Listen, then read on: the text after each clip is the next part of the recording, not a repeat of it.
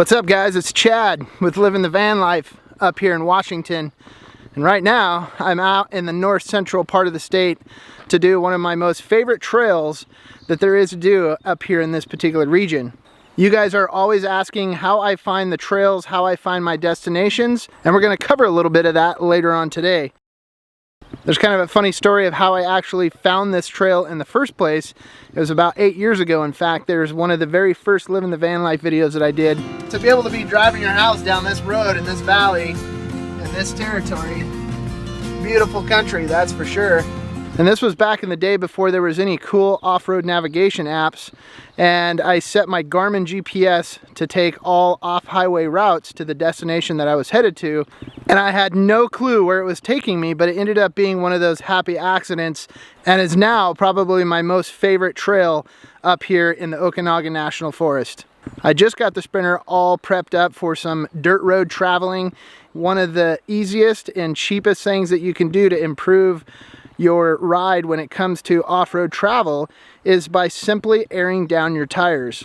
I like to air down my BFG tires from about 50 psi down to about 15 psi. Basically, you're turning your tire into another shock absorber, and it takes out all the chatter, all the rattles, and all those rough vibrations that you get with a rough dirt road. With that being said, we're going to jump back on the trail, see what we can find.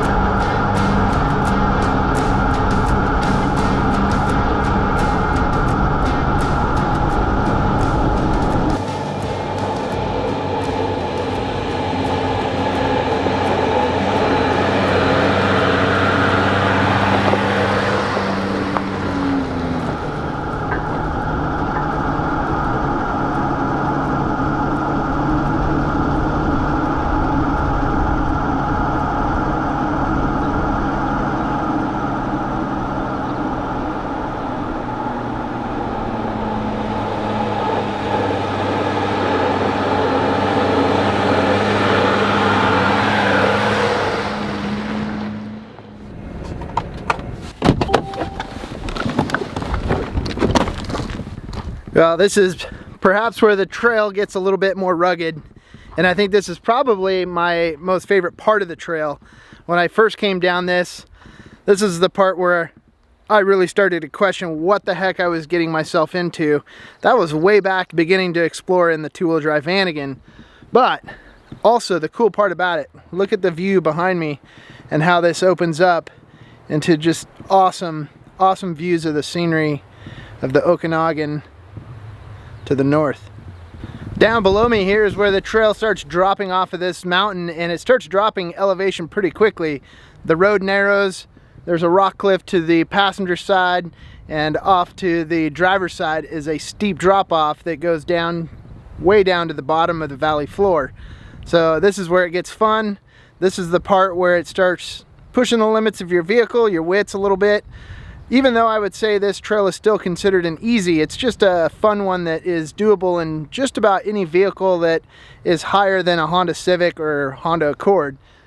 But nonetheless, it's a cool opportunity to get out here and try out your off-road driving skills.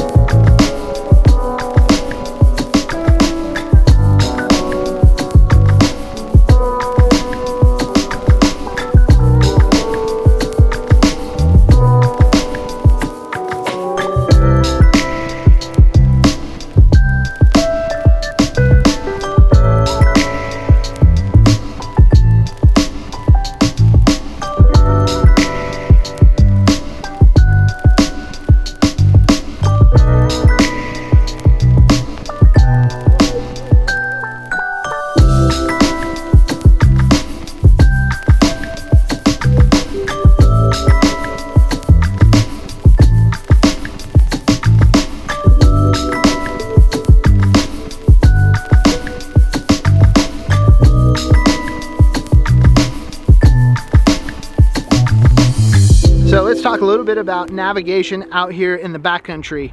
Now, knowing exactly where I'm at on a map and my route is extremely important to me as a solo traveler out here on these trails. I want to know where I'm at on the map, I want to know where the road goes, and I want to know my surroundings. And thank goodness for the age that we live in, with GPS and all the navigation apps that are available on our mobile devices, we can have a ton of information even when we're out here in the backcountry, off the grid, and right in the middle of it. In the last couple of years, I've gotten into using several different apps. I've used HEMA Explorer, I've used OnX Off-Road, I've used Gaia GPS, and now BFGoodrich is actually about to release their OnTrail app, which is their custom-made off-road navigation application. Now, if we know anything about BFGoodrich, we know that they are huge in the off-road community. Their tires are often responsible for getting folks like me way up here with a reliable tire. So when I heard that they were actually producing their own off-road navigation app, I figured, heck, there's nobody better to do it other than themselves. For the last year, I've been using Gaia GPS as my main application, and I love that app for being able to map out routes and know where I'm going before I actually hit the trail. And now, with BFG coming out with the OnTrail app, I will be adding that to my library as my third application.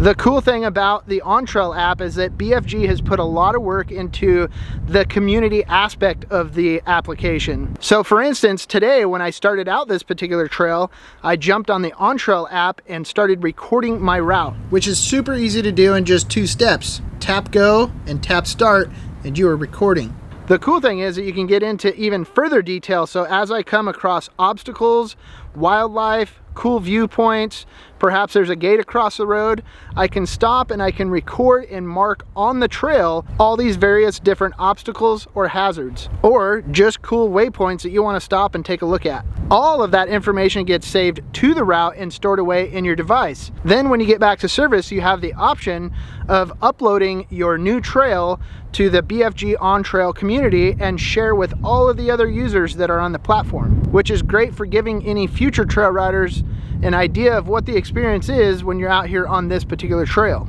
I'm always looking for ways to find new trails, and I think this is going to be a very great option. I've mapped the entire trail that is featured in today's video, and I'll be uploading it to the OnTrail community platform. So if you guys are interested in checking it out, make sure and download the BFG OnTrail app. BFG is going to be offering this app at $35 for a yearly subscription.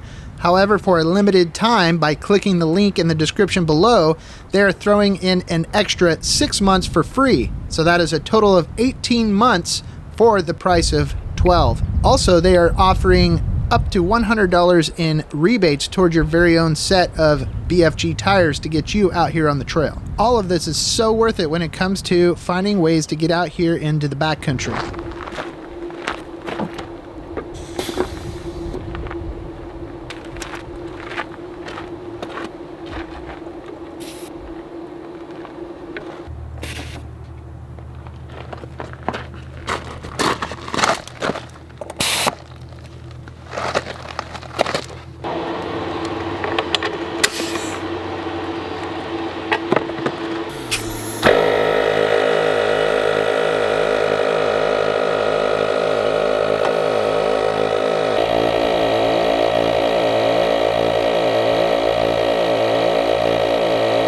At this point, I've got the SpeedFlate device on the BFGs. We're airing those things back up to 50 PSI. It's roughly about 10.5 minutes. So I set a timer on my phone, and then it's a perfect time to grab a snack.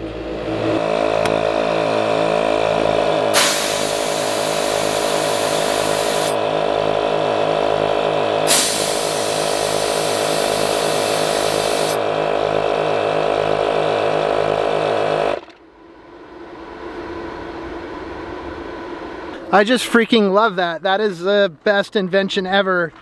Being able to air up all 4 of your tires all at once, it saves so much time. And that dual compressor ARB makes quick work of it. I used to have just a little cheapy like $100 air compressor, and I would spend like half an hour out here having to manually air up each tire to get it up to pressure.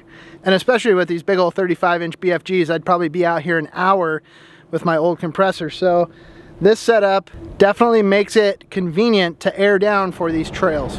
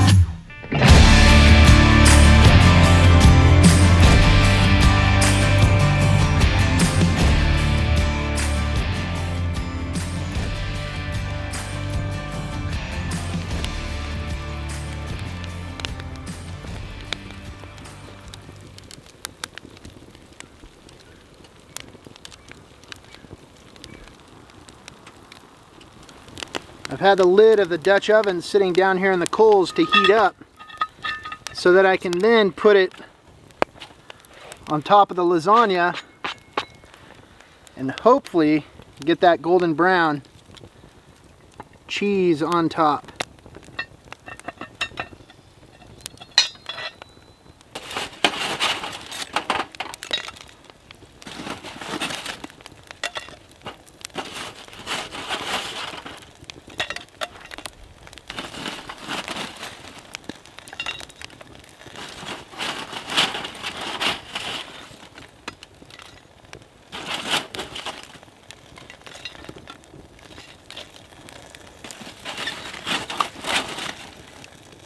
Now it probably isn't going to take long because it's pretty easy to actually burn the top of that.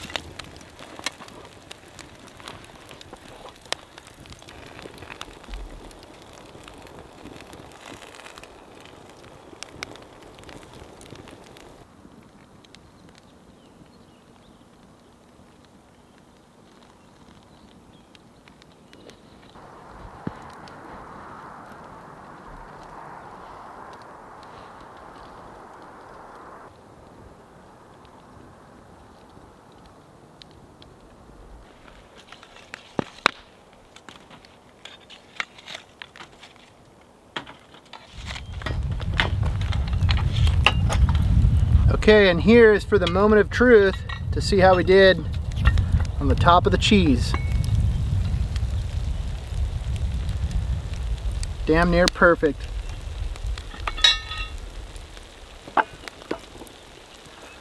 Look at that. That right there is some campfire lasagna. Let's dig into it and see how it is.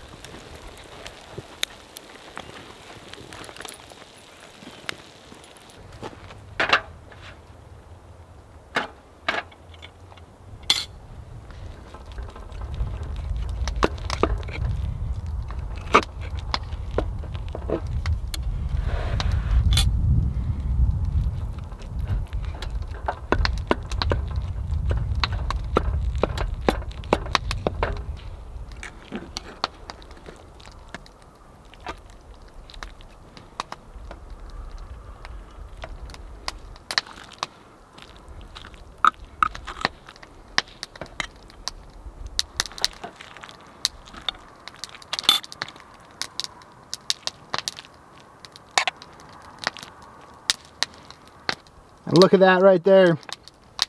That is some campfire lasagna if I've ever seen it. Let's dig in, try it out, see how it tastes.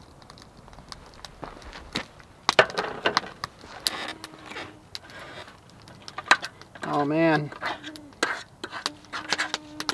It's been a freaking awesome day out on the trails, out in the backcountry, out here in eastern Washington. One of my favorite freaking spots to come out and just enjoy the outdoors and just get out here.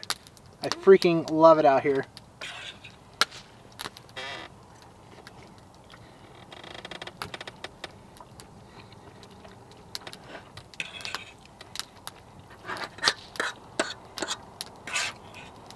Such a cool experience to come out here and cook over a campfire. It's so primitive, but it doesn't have to taste primitive. The meals can actually be pretty dang gourmet. The great thing about this meal is there's no extra added salt. There's no extra added seasoning. It's whatever comes in the Italian sausage, the tomato basil sauce, and the cheese, which makes it super, super simple.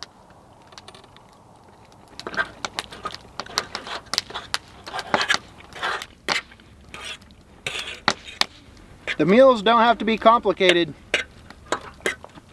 In fact, the simpler the better when it comes to campfire cooking. And I'd say this right here is a pretty darn simple meal. Only just a few ingredients, layered up, cook it for a while, you're good to go.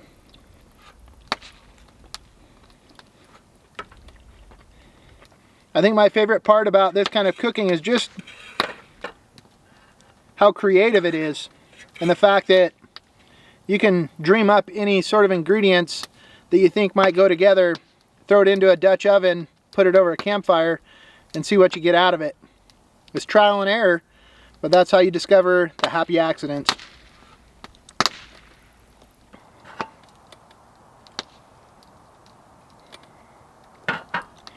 Well, I'm going to dig in and help myself to some seconds here because this is too delicious to turn down. After I'm done eating, I'm going to kick it around the campfire and enjoy the rest of the evening and reflecting back on the good trail that we got out on today.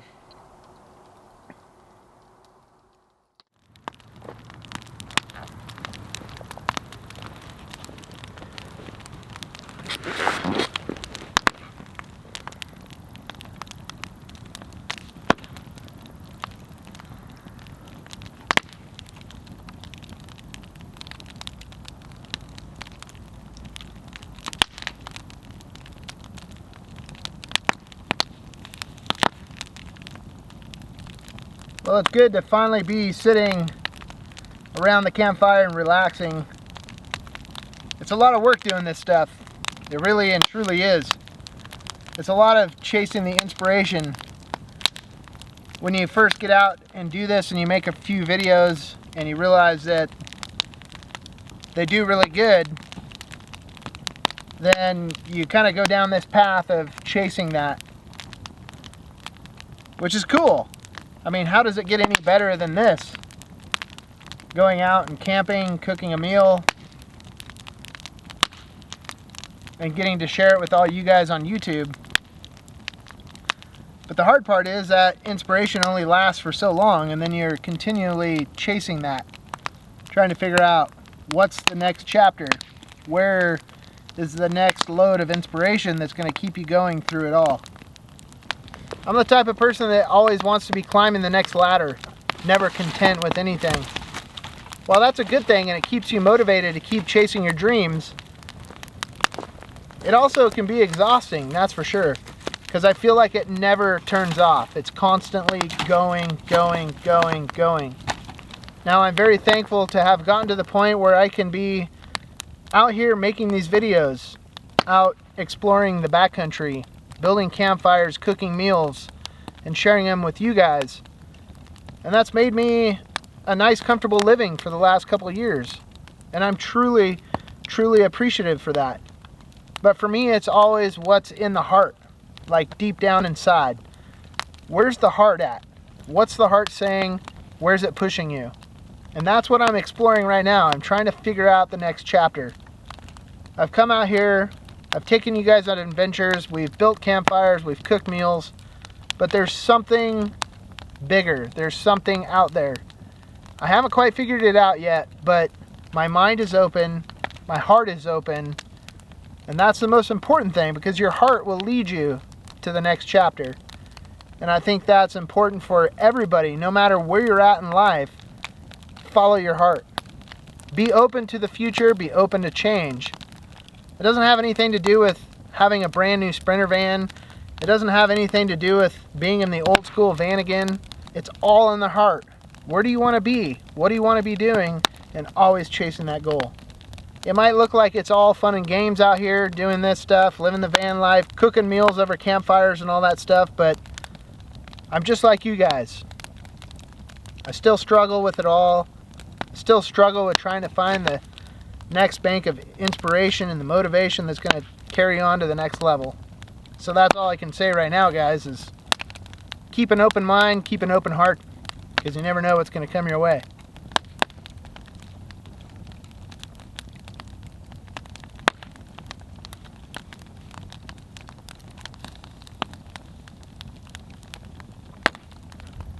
Alright guys, I'm going to kick back and I'm going to enjoy this fire for all that it's got. I want to thank you for joining on today's adventure. Please like, comment, and subscribe. And we'll see you guys on the next Living the Van Life adventure. Peace out. Keep on trucking.